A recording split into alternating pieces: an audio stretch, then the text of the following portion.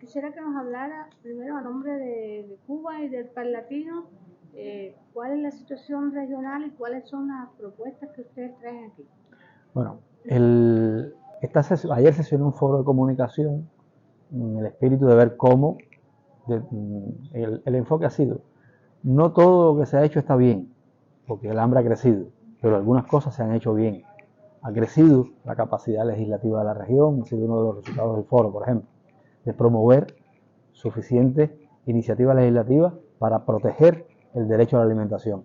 Y en la región hay más de 80 leyes aprobadas en los últimos años. Eso es de alguna manera una cuestión. Ahora falta fiscalizar.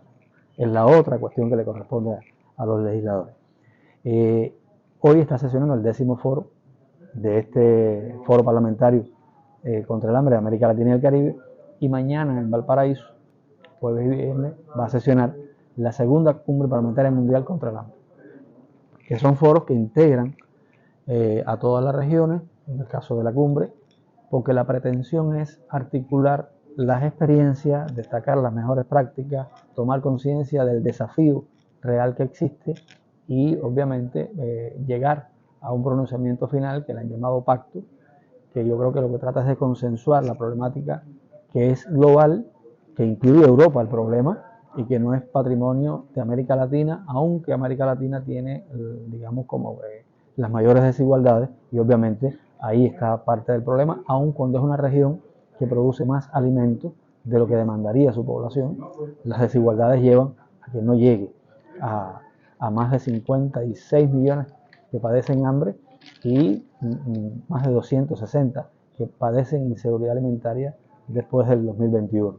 Entonces, las cifras en un terreno y otro han crecido y ahí está la muestra del desafío. Obviamente, los parlamentarios solos no van a resolver el problema, pero si tienen la voluntad política de integrarse y de tomar parte junto con la sociedad civil y fiscalizando las políticas públicas, pueden ayudar un poquito. Y de eso se trata. Diputado, más allá de este foro específico y el tema puntual que usted aborda, ¿cómo están viendo desde Cuba los procesos de integración en América Latina? Sobre todo esto que se está hablando de que hay gobierno de corriente progresista de izquierda junto con gobiernos de derecha. ¿Cómo están abordando ustedes? A ver, yo creo que más o menos hay un consenso regional de que hay una derecha muy intolerante, muy contraria a aceptar que existe una diversidad de posturas, y eso implica no respetar el derecho a la autodeterminación y que cada país tiene que dotarse del sistema que elija soberanamente, y eso está en todos los mandamientos de los derechos humanos. Sin embargo, hay una diversidad de izquierdas en la región, cada una con la legitimidad que le da su país y la gente que los vota y que los sostiene. Y yo creo que lo fundamental, porque son también izquierdas que tienen matices diferentes, yo creo que la clave no está en insistir tanto en qué diferencias podemos tener, porque ya esas las sabemos y las tenemos con la derecha. No colocar esas diferencias por encima de las diferencias que podemos tener con la derecha y sobre todo con el imperialismo y el neoliberalismo, y al mismo tiempo a explotar al máximo, con lealtad a nuestras bases y a nuestros pueblos, todo aquello que nos une. Y nos unen los desafíos, empezando por los desafíos que tenemos, y bueno, también nos pueden unir agendas compartidas. Yo creo que el paraguas que ofrece CELAC está bien enrumbado en ese sentido, y que es una buena oportunidad para que las izquierdas de la región puedan colaborar con una agenda regional. Igualmente el Parlatino lo que está tratando de insistir es en eso, en ver qué cuestiones podemos trabajar de conjunto y cómo se construye esa unidad dentro de la diversidad que es la región. El Parlatino tiene un rol en esta lucha contra el hambre en América Latina. Sí. Y entiendo que como resolución, sí, por así decirlo, como definición de este evento que se va a realizar aquí en Santiago, están haciendo un desafío a los gobiernos, un desafío a las economías, porque de alguna parte tienen que salir los recursos para combatir el hambre. Claro. El desafío es muy grande, pero cómo se comporta la clase empresarial latinoamericana frente al desafío del hambre. A ver, el Palatino es un organismo interparlamentario que tiene un tratado intergubernamental que lo sostiene desde el año 87. Y obviamente, al no tener carácter vinculante, las decisiones que toma son recomendaciones, son sus leyes modelos, son las declaraciones, son los pronunciamientos de sus estructuras, ya sea la asamblea, sea la junta directiva, la mesa o sus comisiones de trabajo. Y obviamente el Palatino lo que está es tomando conocimiento continuamente de cuál es la realidad de la región y viendo cómo desde sus posibilidades, de los instrumentos que legalmente tiene, que es elaborar leyes modelos, emitir recomendaciones, declaraciones, puede ir incidiendo en eso.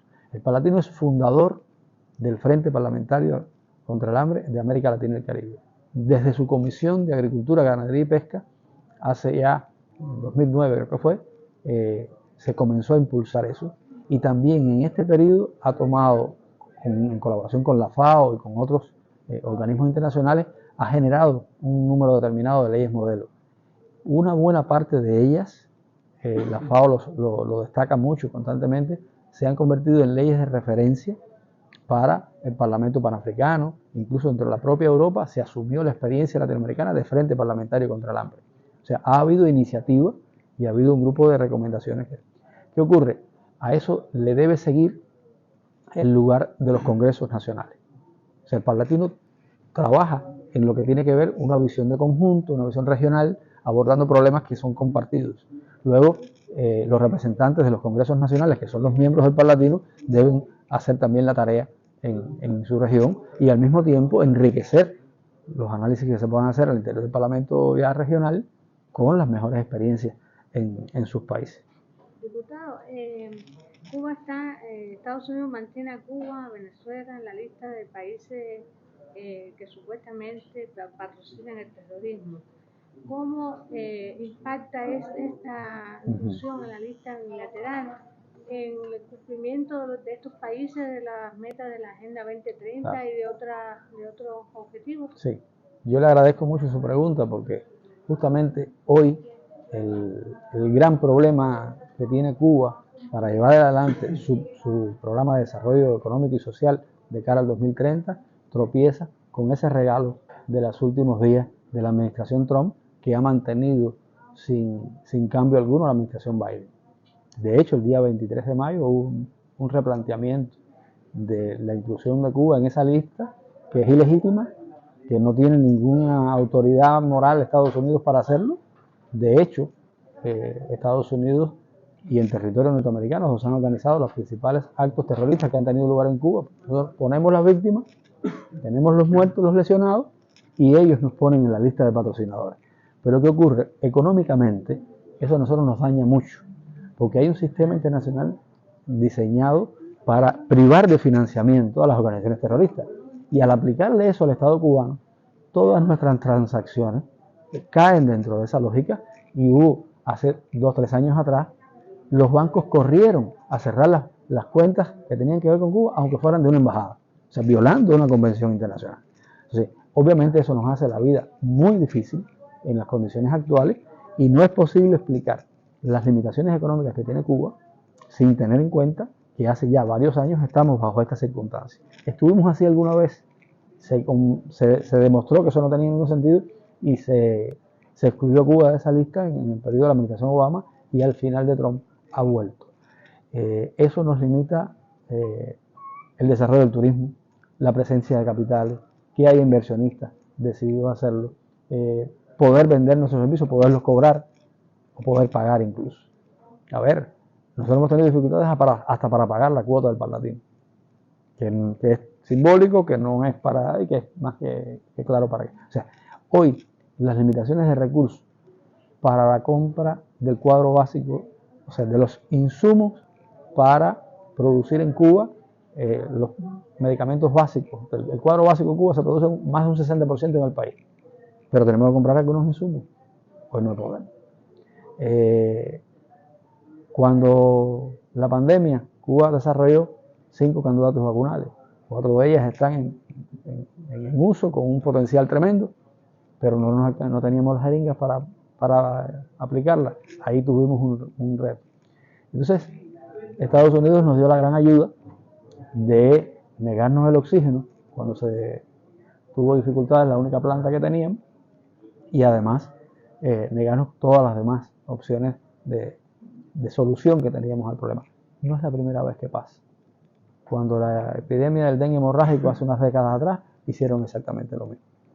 Entonces, realmente es muy incoherente esa postura, muy arrogante, y está realmente diseñada para generar daño al pueblo de Cuba y para justificar el bloqueo. Un bloqueo que está desmoralizado, totalmente aislado en las votaciones de Naciones Unidas, pero ellos lo mantienen. Ahí está la clave del asunto. Diputado, el primer ministro Marrero estuvo en Rusia, una más de las delegaciones cubanas que han ido a Rusia. Se observa que continúan los lazos de colaboración entre los dos países, pero entre medio está el conflicto de la guerra entre Rusia y Ucrania. ¿Cuál es la posición de ustedes en este marco del conflicto bélico y las relaciones que ustedes tienen con Rusia? A ver, Cuba es absoluta defensora del derecho internacional, de la Carta de las Naciones Unidas, y eso va incluido el respeto a la integridad territorial de los estados, etc. Ahora, Cuba condena abiertamente la expansión de la OTAN, y por esa vía entiende que el principal responsable de la crisis que hay hoy en Ucrania es los Estados Unidos, que han fomentado con la expansión de la OTAN y con la alimentación de ese conflicto y la amenaza a Rusia que generó esa guerra. Nosotros no compartimos para nada el lugar que tiene la OTAN en el mundo, cuando ya no existía un Tratado de Varsovia, tratado que surgió después que la OTAN, no antes. Y obviamente confiamos y defendemos que haya una solución diplomática, negociada, donde se respeten los intereses de todas las partes. Esa sería nuestra visión del conjunto. No parece esa solución inmediata cuando se sigue apostando a abonar un conflicto con una participación cada vez más directa de la OTAN. Pero nosotros defendemos que sea una solución diplomática, negociada, donde estén en la mesa de negociación todos los intereses que forman parte de eso. Ahora, nosotros tenemos una relación histórica con Rusia desde los tiempos de la Unión Soviética, y la cooperación de Rusia con Cuba es muy importante para nosotros. Cuando Estados Unidos nos negó el oxígeno, Rusia nos puso 2 plantas para poder generar el oxígeno que necesitaban los pacientes cubanos, porque los cubanos se estaban muriendo. Rusia, con proyectos de cooperación, nos ha dado acceso a combustible, que es para nosotros vital en las condiciones difíciles que tiene ahora el precio del combustible y los financiamientos. Nos ha dado crédito para adquirir insumos importantísimos como la harina, además de que ha donado cantidades importantes para la alimentación, para el pan de los cubanos. Entonces, la pregunta no sería ¿por qué lo tenemos con Rusia?, sino ¿por qué Estados Unidos no lo tiene? Si nosotros teníamos un mercado natural. Ahí estaría la cuestión a resolver. Pero en ese mismo sentido, está la visita, estos días estaría finalizando la visita de muchos años, de muchas décadas, de representantes iraníes a América Latina. Hay una incorporación formal de ya casi de Venezuela al BRICS. ¿Cómo ve hoy día Cuba esta relación con el BRICS? A ver, yo creo que el BRICS podría estar siendo un anuncio del mundo que va a ser. Yo creo que ya el mundo bajo hegemonía norteamericana, léase de la OTAN y del dólar, está comenzando a dar muestras de agotamiento. Hace 20 años los politólogos tenían el convencimiento de que la hegemonía norteamericana estaba ya en crisis, pero no se avisoraba un relevo en ese juego hegemónico. Yo creo que hoy está muy claro y esa puja está mucho más evidente, que avanzamos a un mundo menos unipolar y más a unas relaciones más multipolares, más compartidas, más entre iguales, con un mayor peso del sur y de países en vías de desarrollo, que ya no sería necesariamente el mundo regido por Occidente. Entonces, eso va a ser, a mi juicio, un golpe importante que nos va a lanzar a tener un proceso de democratización de las relaciones internacionales al que no hemos asistido en las décadas que siguieron a la Segunda Guerra Mundial. Y creo que ahí es una contribución importante. Y lo mejor es que esos son países con economías crecientes y con un peso económico importante que le están dando un jaque a la hegemonía del dólar, que es el instrumento de la sanción y del predominio. No es solo el ejército norteamericano, que prácticamente él solo tiene tanta inversión en defensa como el resto del mundo junto, sino es también la posibilidad de usar el dólar como un instrumento de presión. Cuba se ve en algunos años más participando del BRICS, participando de esta nueva forma de comerciar. A ver, Cuba tiene ya vínculos importantes con la mayor parte de los integrantes del BRICS.